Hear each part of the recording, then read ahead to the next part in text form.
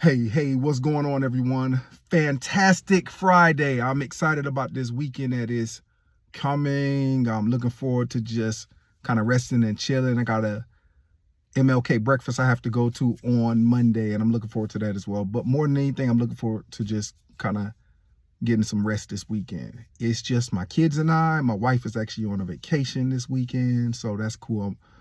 I'm happy that she has her alone time, her relaxation time, and we are going to do whatever we need to do here while she's gone. So I just want to hop on real quick and talk about a Dave Ramsey video that I saw earlier today before I went into work. In the video, the lady who called is just talking about how they had to put $112,000 on a credit card or on multiple credit cards. So they went $112,000 into debt to get married, and unfortunately her husband lost his job shortly thereafter, and he was making over $200,000 a year. That's the bad thing. Of course, he lost a $200,000 plus job. I guess the good thing is that she has a job making over $70,000 a year, and another good thing is that they had tons of money in his retirement and in brokerage accounts and those kind of things. So they have money to actually be able to, sell some properties. I think they had 3 properties. One of their rental income properties, I believe, was paid off. Their primary home and another rental property were not paid off. But by the sound of things, it looks like they can liquidate and vastly improve their situation. So I just wanted to hop on really quickly and just talk about the whole wedding industry, I guess, and the whole $112,000 wedding. And it is interesting because as soon as they went into debt, he lost his job. And it's kind of like, I believe, I don't know if it's George Campbell or actually, no, Dave Ramsey has been speaking about it for years. He always talks about, if Murphy can move in, he will move in. Like, so if you open that door for Murphy, Murphy's going to come.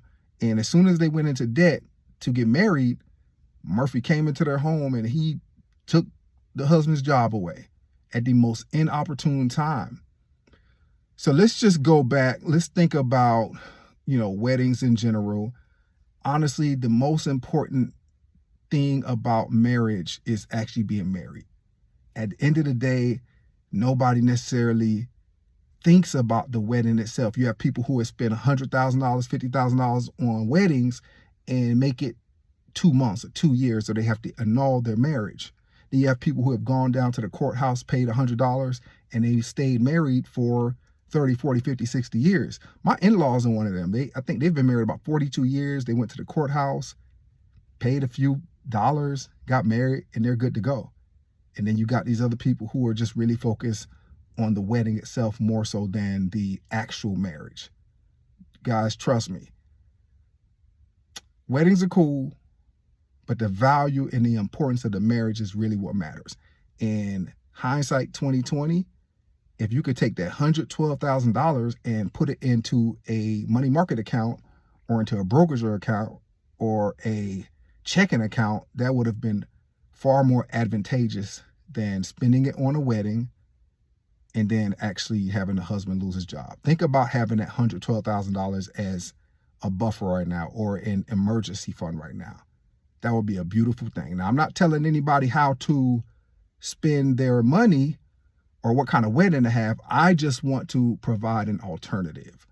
That courthouse marriages, $5,000 weddings, destination weddings, those things are just as beautiful as these $100,000, $200,000 mega grand weddings. Because at the end of the day, after you sign that paper, you still have to look each other in the face. You still have to live together.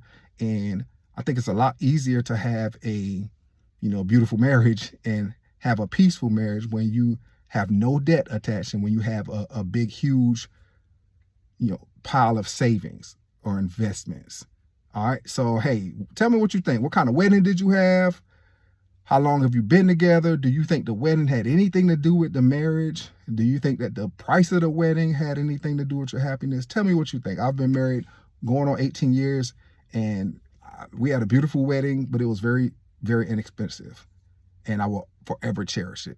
All right? Tell me what you guys think. Y'all have a great day.